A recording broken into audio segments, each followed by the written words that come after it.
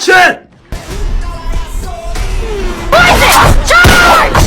Roman wasn't driving Ford Knox on wheels. I told you. You see me shining, baby. I believe I let you back. When I was a junior in Highsmith College. We're locked inside. It's a trap! Hey, dorks, what are we blowing up? What? The Vatican? Wow, you guys are going to hell.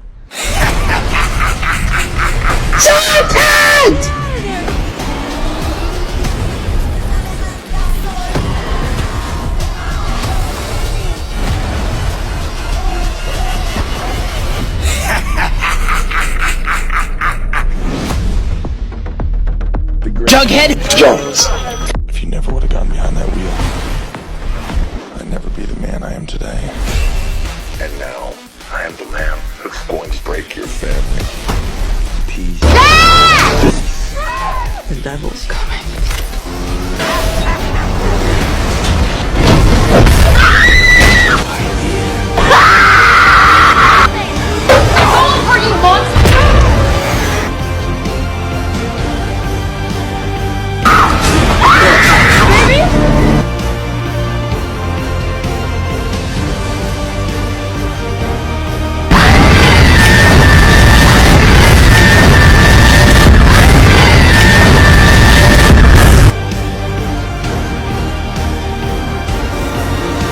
Tony!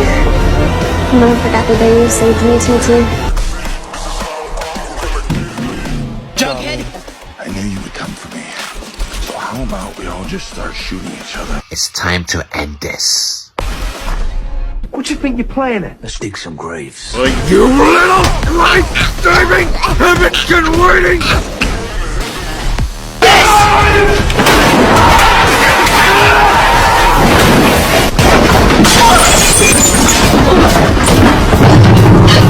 Whilst Julian languishes are just that. Rumor. Have you been drinking? What do you think you're playing at? You're truly so desperate to relive your glory days as a bulldog that you would forsake your own life. Oh, shut up! Haven't even given me my money from last month. Tony. Put the fucking gun down, okay? You're fucking scaring them. Have some feelings for the baby. Not have bad. You know the damage you can do to the baby. You are not to be trusted. Shut it if I was you, before it's too late. Are you in on my Christmas list either? Hey? Well, at least I'm trying to change, which is more than can be said for you. Now drink that and shut up, or get out. Cavalry's here! We need weapons and cars. Handy cars. You like surprises? I adore them.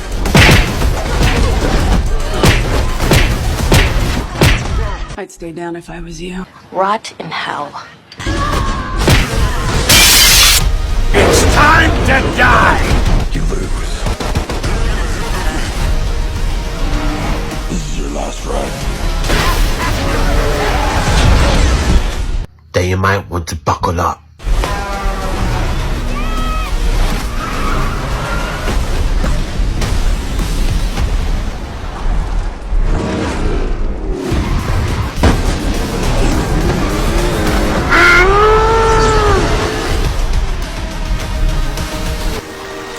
Hey, Blossom. Well, to be honest, I'm really missing you.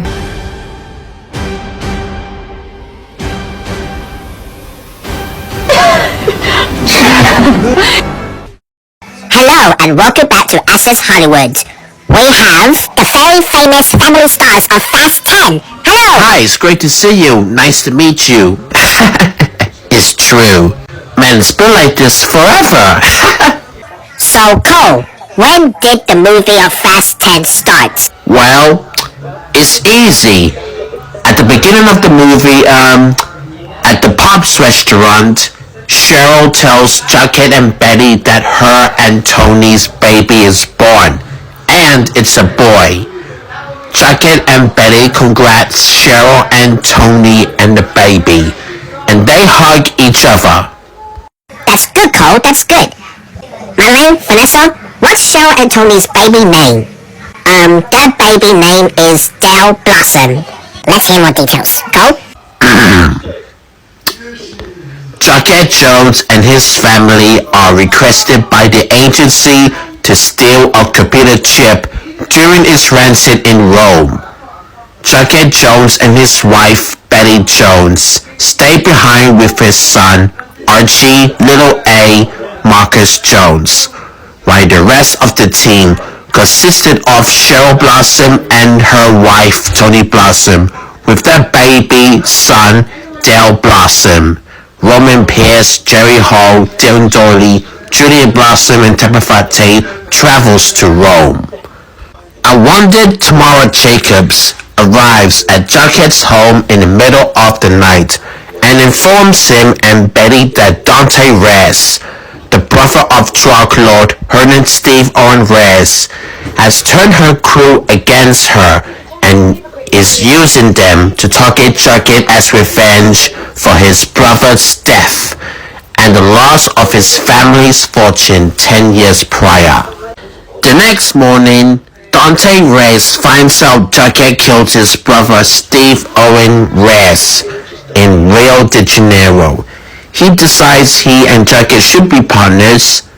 The next morning, when Mr. Honey informs Jughead and Betty that there is no agency mission in Rome, they realize the mission is a setup and travels to Rome to rescue the team. In Rome, Jerry and Tabitha break into a truck, which they believe is carrying the computer chip. However, Dante begins remotely controlling the truck, and Jerry and Tabitha realize that a DM-79 sub-national regional mine is in storage. So William Dafoe, tell us about your role of Dante Reyes. Dante is also happy. The quest has to recognize after the Kibakabo that killed Solcrum. Oscar has more government contracts and the company's stock is soaring. He is crestfallen to learn the board of directors has chosen this moment to accept a buyout offer to Quest.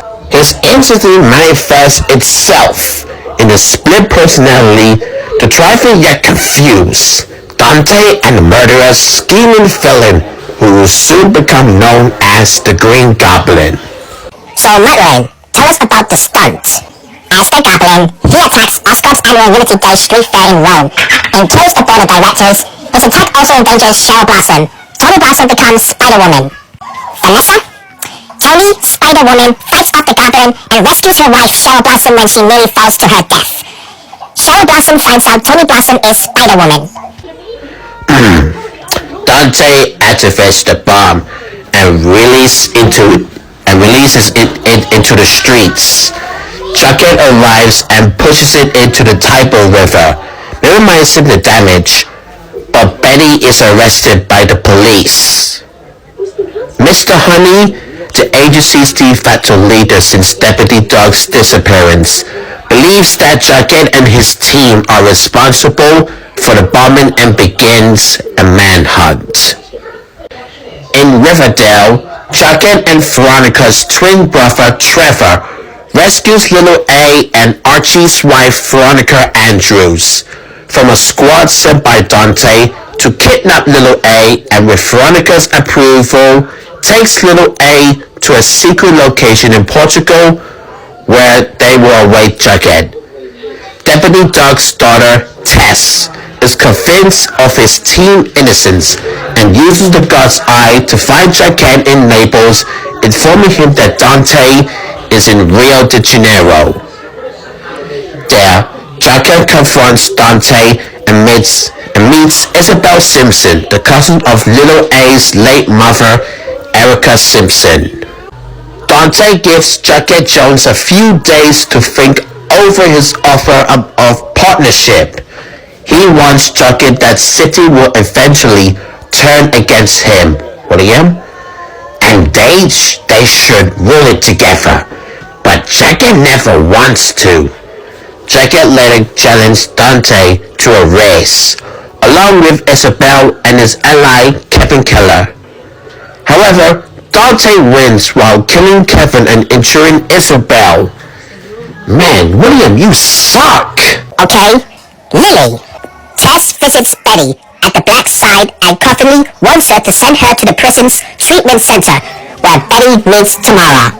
They discover the black site is located in Antarctica, and they must work together to escape. Chris and Brandon and Sean. In London, Jughead's team turns to Grant Mitchell for help through the convincing of Dalton after a scuffle between himself and Grant.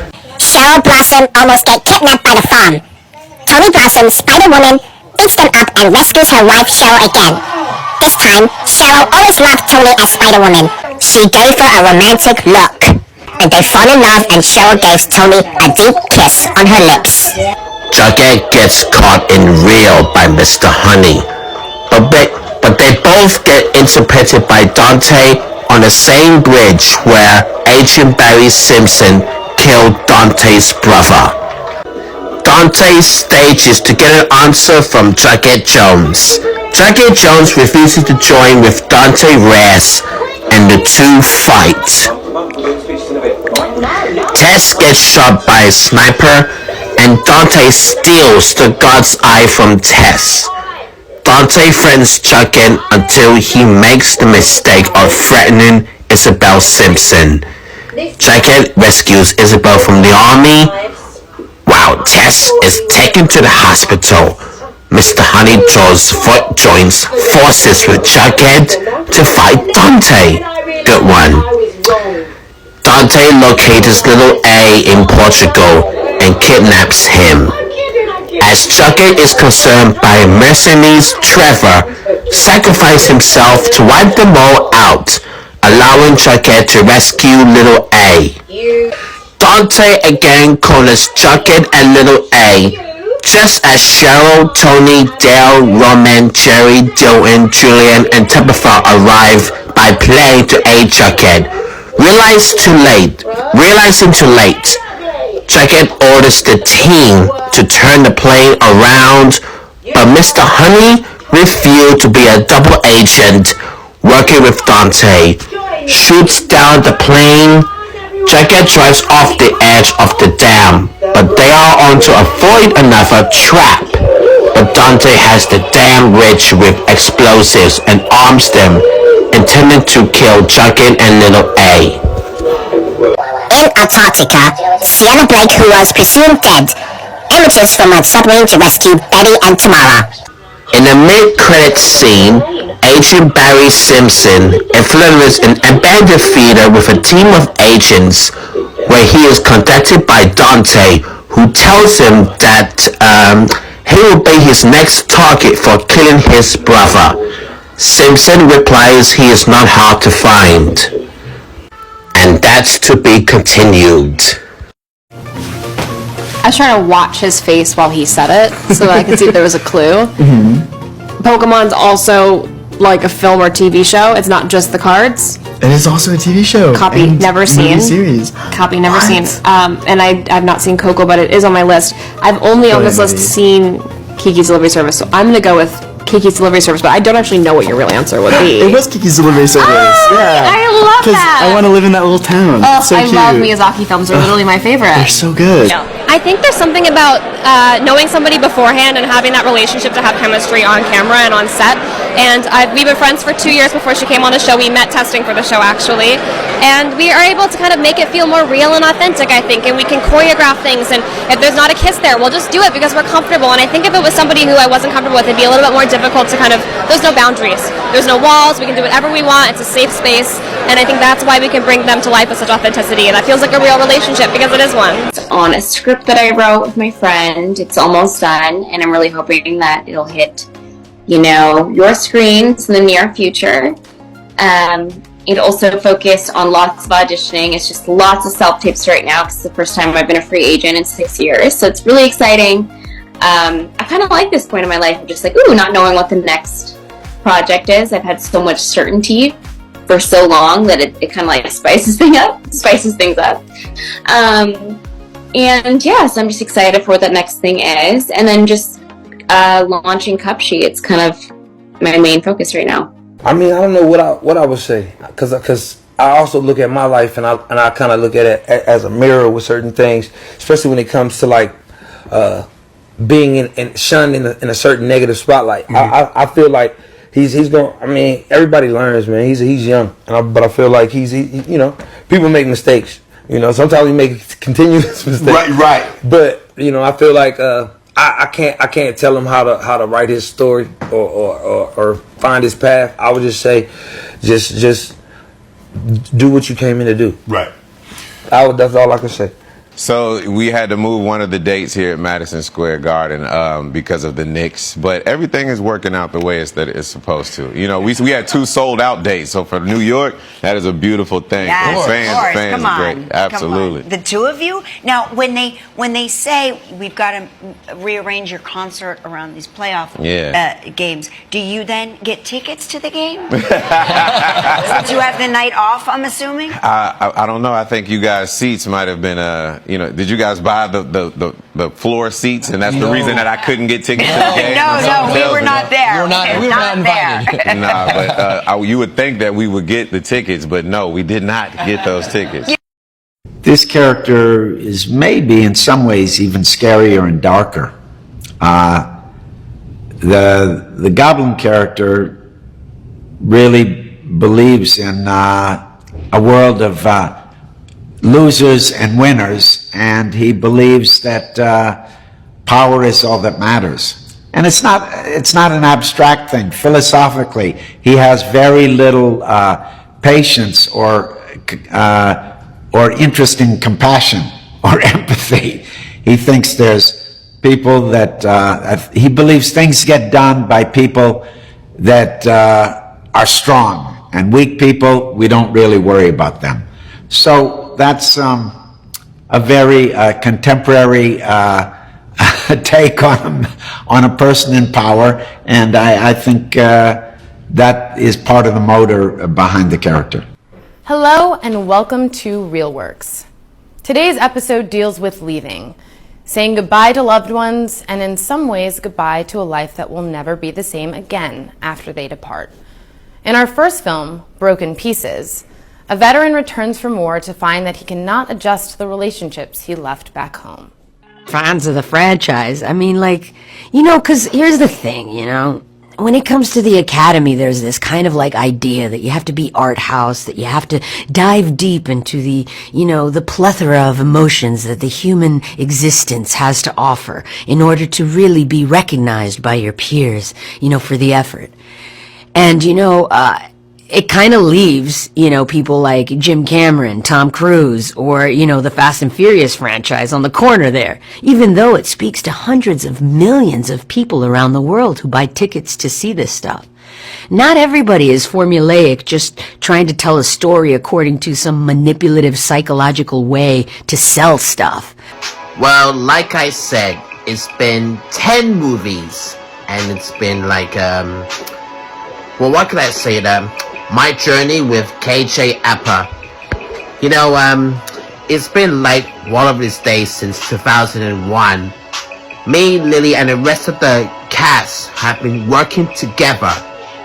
You know, it's easier. It's like been never before. You know that. Thank you all for coming. Thanks. Good night.